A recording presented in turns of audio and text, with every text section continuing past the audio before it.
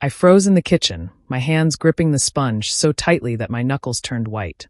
My heart pounded as I tried to make sense of what I had just heard. Charles and Irene were sitting at the small breakfast table in the corner, their heads bent together, whispering. My parents, people I had always trusted, people I loved, were planning to lie about something as serious as Alzheimer's just to get into my house. I couldn't believe it. I dropped the sponge into the sink, the water spilling over, and took a cautious step closer. Irene's voice was soft, almost conspiratorial, but every word cut like a knife. If we pretend your memory's getting worse, she'll feel obligated to take us in, she said. I felt my stomach twist. Obligated? After everything I had done for them, after all the years I had cared for them, they were plotting to trap me with lies and guilt. I sank onto a chair, trying to calm my shaking hands. I thought back to the years I had spent helping them, making sure they were comfortable, keeping their bills paid, driving them to appointments. I had given so much, and now it felt like they were trying to take more, not just money or time, but my home, my peace, my life. I remembered how my brother Ethan had always been their favorite, how he got away with everything while I carried the weight of responsibility. This wasn't just about Alzheimer's or my house. It was about control, manipulation, and betrayal, and I had been blind to it until now. I debated whether I should confront them then and there. Part of me wanted to stand up, demand answers, scream at them for thinking I could be so easily fooled. But another part of me knew that confronting them without a plan would only give them the upper hand. They were experts at twisting situations, at making me feel guilty for even thinking I deserved better. Instead, I stayed quiet, watching them as they laughed softly about something trivial, pretending nothing had happened. My mind raced. I had to protect myself and my house. I had to gather proof. I would need evidence if I was going to stop them from manipulating me. I couldn't let them make me the villain in their story while they got everything they wanted. That night, I barely slept. I kept replaying the whispers in my head, trying to figure out my next move. I thought about calling a lawyer friend, getting records, documenting everything. I knew this would be a battle, but I also knew I couldn't let them win.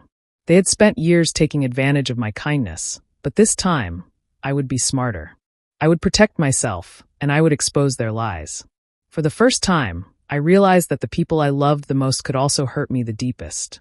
And from that moment on, I promised myself I would never let them manipulate me again. I sat on the edge of my bed that night, my mind wandering back to my childhood. My brother Ethan had always been the favorite. No matter what he did, my parents praised him, celebrated him, and forgave him for mistakes that I would have been scolded for a dozen times over. I remember winning a writing contest in middle school, and while my parents nodded politely, they threw a huge party when Ethan got a small loan for one of his business ideas. I had always tried to be proud of him, but the favoritism stung. When our family home was sold after my parents decided to downsize, the money didn't go to any fair division or to help me start my own life. It went straight to Ethan.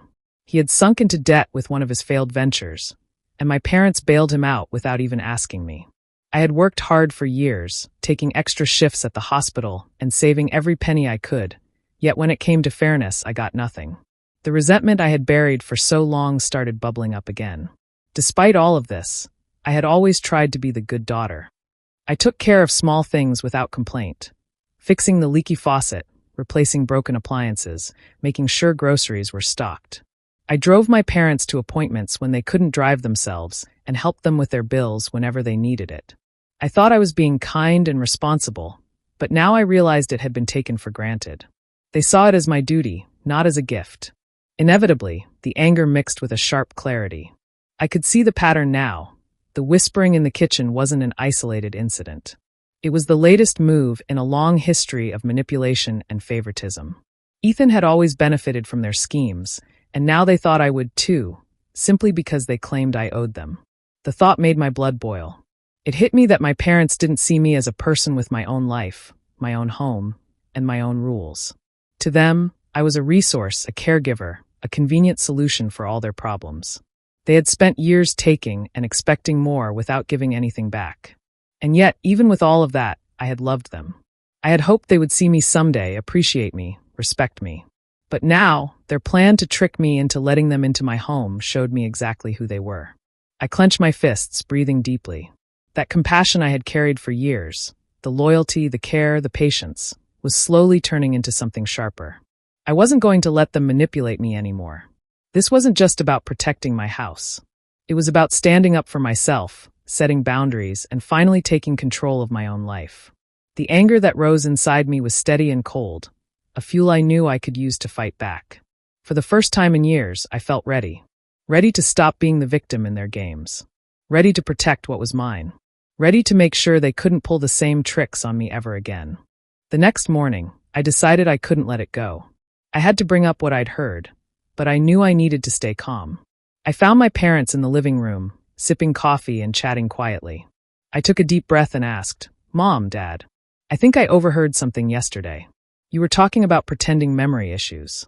My mother's expression softened instantly. She reached out and touched my hand, her voice syrupy and gentle. "Oh, honey, you must have misunderstood. We were talking about your aunt. She's having some trouble remembering things lately. It's nothing to worry about." I froze for a moment, hoping her explanation was true, but something didn't feel right. Charles kept avoiding my eyes, shifting uncomfortably in his chair. He mumbled something about the coffee being too strong, but it was clear he wasn't answering me. Then my phone buzzed. It was a message from Ethan. My stomach sank when I read it. "Hey, just curious, if Mom and Dad ever couldn't live alone, you'd help them, right?" The way he phrased it made my skin crawl. It wasn't casual concern, it was probing.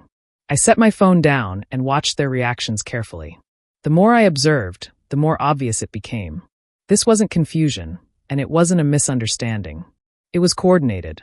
They were testing me, seeing how I would react, planting ideas, and trying to gauge whether I would give in.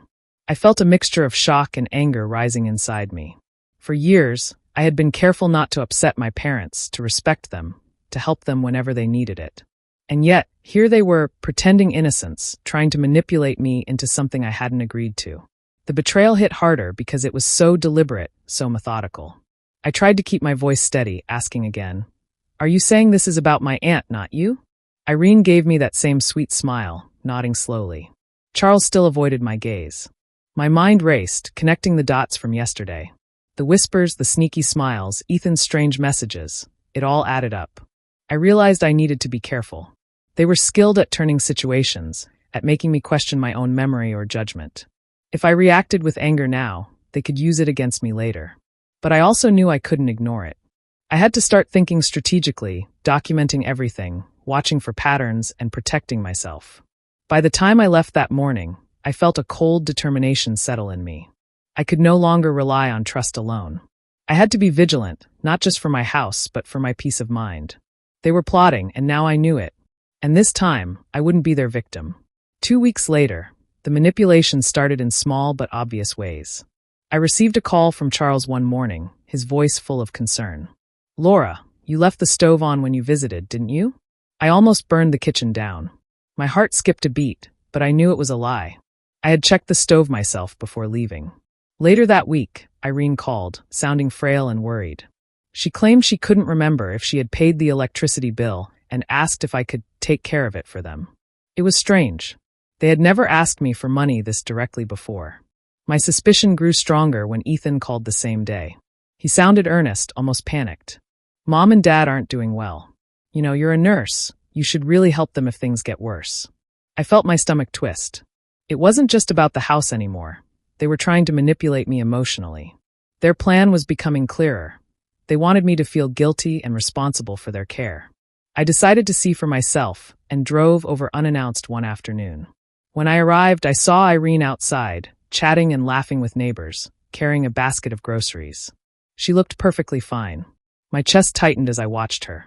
When she noticed me, she stopped, blinked, and hesitated. Then she smiled weakly and said, I'm sorry, who are you again?" My jaw tightened. I felt a mix of disbelief and anger. She was pretending to forget me, right in front of me, and yet she had been perfectly capable just moments ago. Charles avoided my gaze and muttered something about checking the mail, clearly uncomfortable with me noticing. Everything clicked in my mind.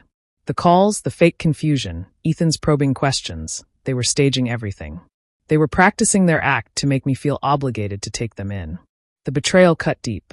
The people I had loved and cared for all my life were now deliberately trying to manipulate me.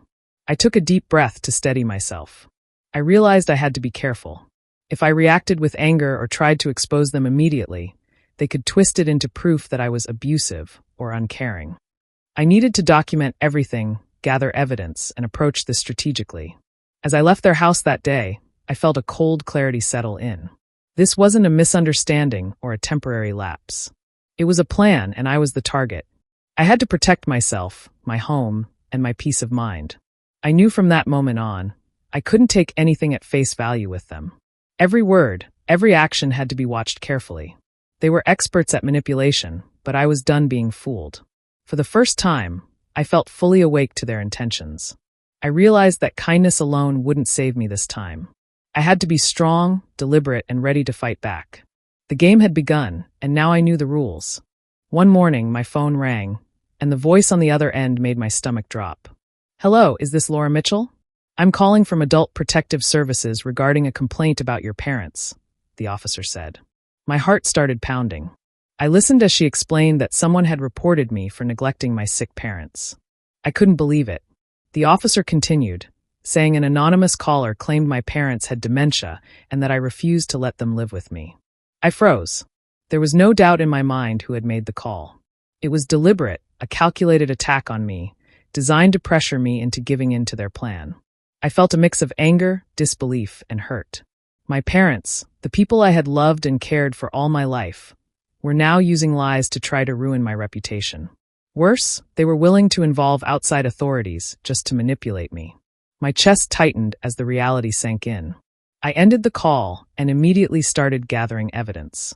I called their doctor's office and requested the most recent cognitive evaluations for both Charles and Irene. The results came back quickly, completely normal.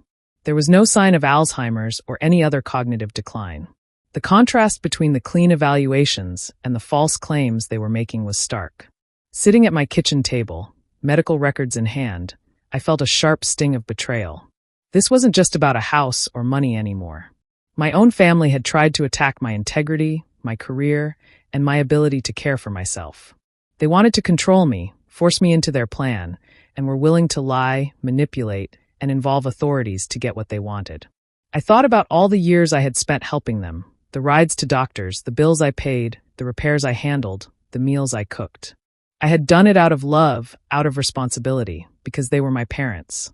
And now they were using that same care against me, trying to twist it into guilt and obligation. I realized I had to act carefully. Any wrong move could make me look guilty or uncaring in the eyes of authorities, or even in my own mind if I doubted myself.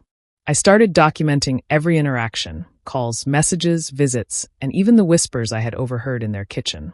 Everything would be proof if I needed it. The betrayal cut deep, deeper than anything I had ever experienced. I had always thought family was a safe place, a place of trust and love. But now, I understood that some people would betray you for their own gain, even the people you called parents.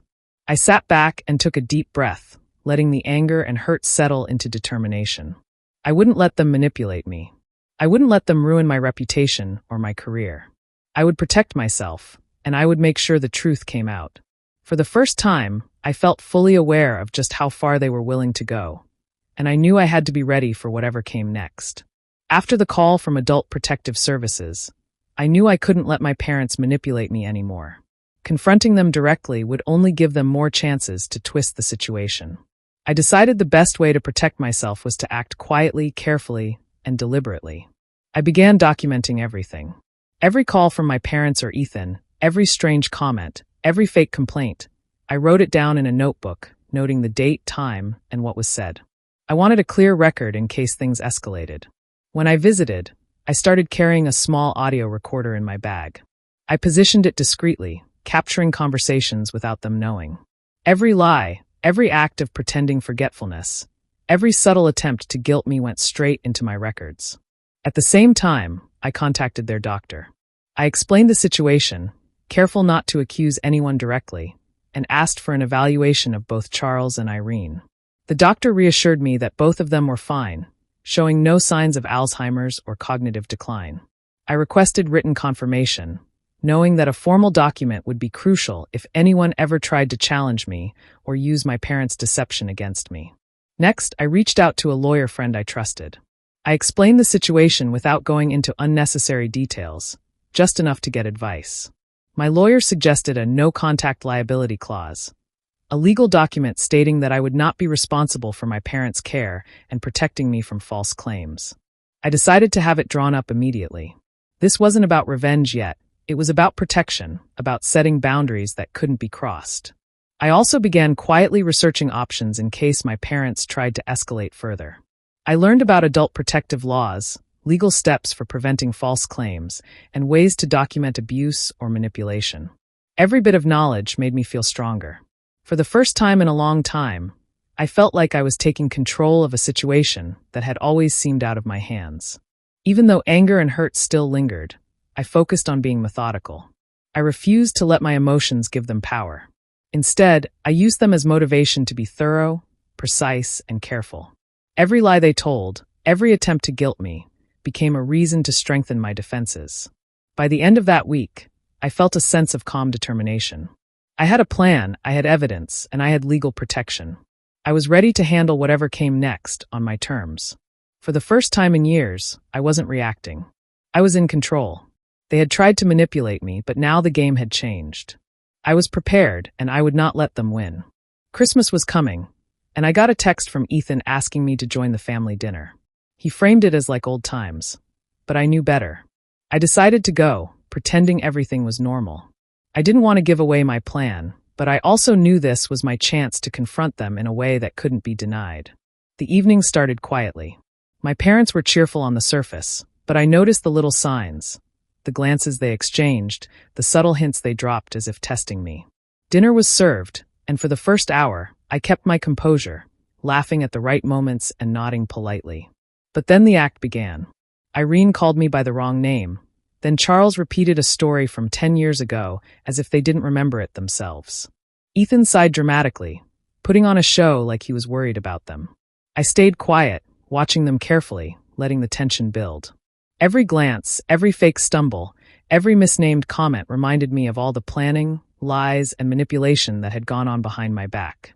When the moment felt right, I stood up slowly and reached for my phone. My hands were steady, my voice calm. "I have something I want everyone to hear," I said.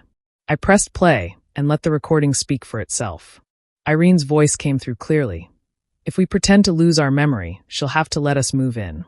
The room went completely silent. I could see Irene freeze, her face paling. Charles stammered, trying to form words, but nothing came out. Ethan muttered under his breath, "Laura, you didn't have to do this," as if I had overstepped some invisible line. I looked around the table calmly and said, "You didn't have to lie." My voice was steady, controlled.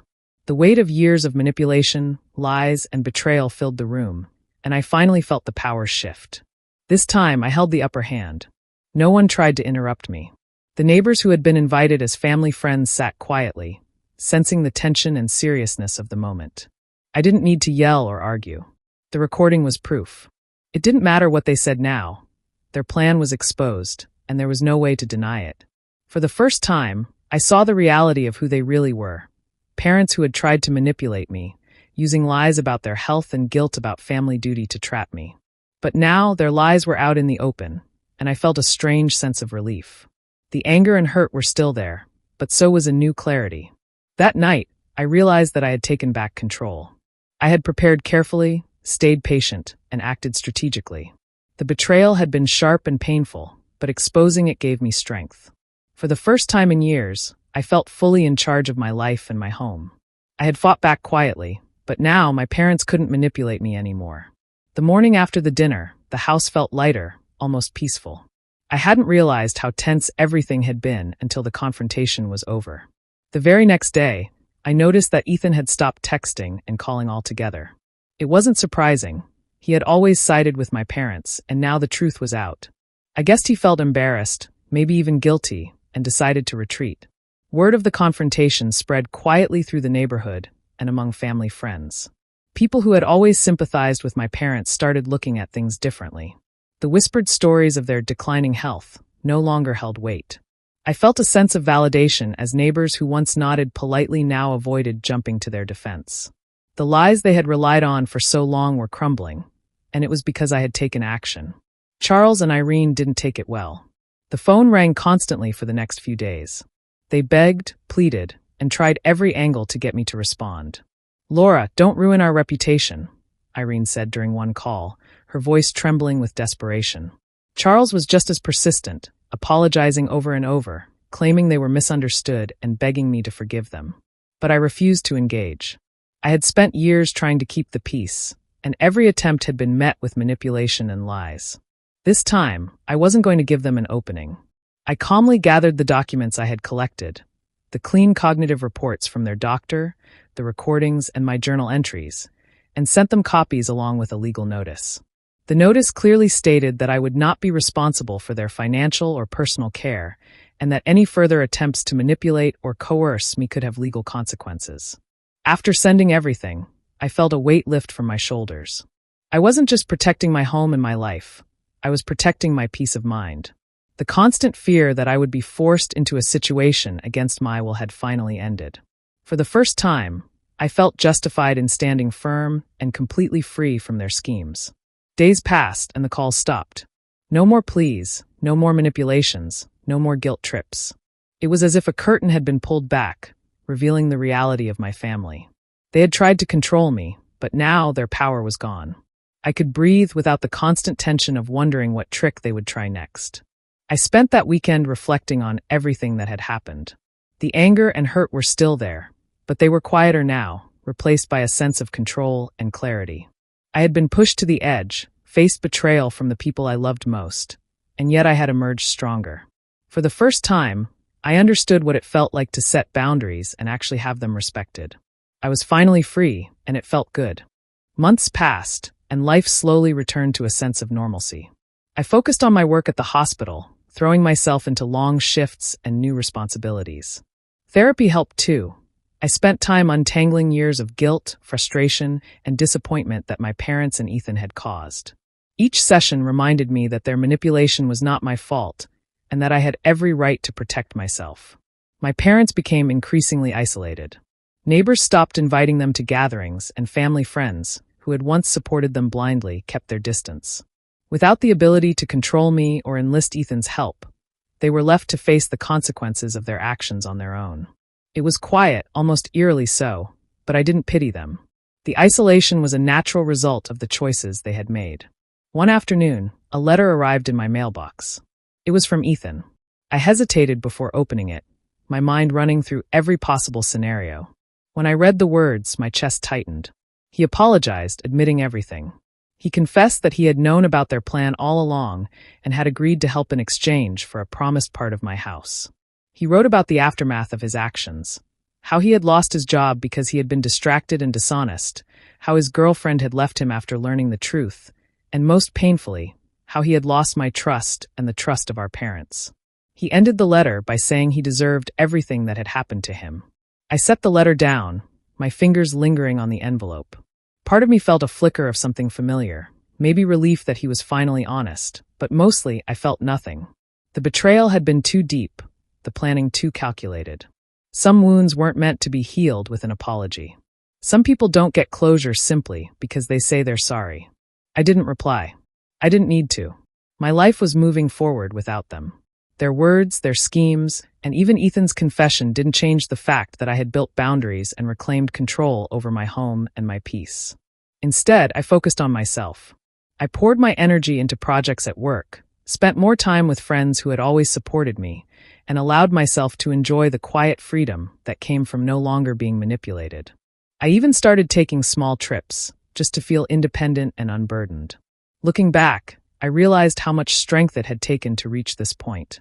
Betrayal from family cuts deeper than anything else, but it also taught me how important it is to trust my instincts, to protect myself, and to set limits that cannot be crossed. Ethan's letter sat unopened in a drawer. I didn't need validation from him, and I didn't need his forgiveness. Some betrayals are permanent, and some lessons are learned the hard way. And in this silence, I finally felt what I had been waiting for all along: freedom, clarity, and the quiet assurance that I had done the right thing. A year had passed since everything had unfolded, and I was traveling back to my parents' town for a medical conference. I decided to drive past their old house, more out of curiosity than anything else. As I approached, I noticed the yard was overgrown, the paint on the porch peeling, and the windows dark. No lights were on, no movement inside. It was quiet, almost abandoned. I didn't stop. I didn't feel the urge to knock or check on them. As I drove away, a strange calm washed over me. For the first time, I fully understood that I didn't owe them anything. Not forgiveness. Not guilt. Not a second chance. They had made their choices, and I had made mine. I had protected my life, my home, and my peace, and that was enough. Their absence in my life no longer felt like a loss. It felt like freedom. That night, in the hotel room, I pulled out my journal. I wrote slowly, carefully, each word carrying the weight of everything I had endured. They tried to steal my peace through lies, but I found my peace by walking away. Writing it down felt like a final release, a way to acknowledge the hurt without letting it control me. I thought back over the year, the calls, the recordings, the legal documents, and the confrontation at Christmas. Each step had been painful, but it had also been necessary. I realized that protecting myself wasn't selfish. It was survival. I had allowed them to manipulate and control me for too long, and walking away had finally reclaimed what was mine, my autonomy and my sense of security. As I closed the journal, I felt a strange sense of gratitude mixed with sadness. Gratitude, because the experience had shown me my own strength, my ability to stay calm under pressure, and my capacity to take control when others tried to steal it. Sadness, because the people who were supposed to love and protect me had chosen manipulation and lies instead. But even the sadness was tempered by understanding. I couldn't change them, and I didn't have to. That night, I finally allowed myself to relax completely. I realized that family, no matter how close by blood, doesn't automatically deserve a place in your life if they bring harm instead of love. I had spent too many years believing that loyalty and care would be enough to protect relationships, but some lessons only come the hard way. Lying in bed, I felt a weight lift from my chest. I didn't have to replay the manipulations, the whispers, or the guilt. They existed in the past, and I existed in the present. The clarity was liberating. I understood now that walking away wasn't just an act of defense, it was an act of self-respect. For the first time in years, I slept without tension in my shoulders, without the fear of a call or a message that could pull me back into their lies. I had finally let go of the family that had caused me so much pain, and in doing so, I had found a peace that no betrayal could take from me. Blood didn't mean love, but walking away had given me freedom, and that was more than I could have hoped for.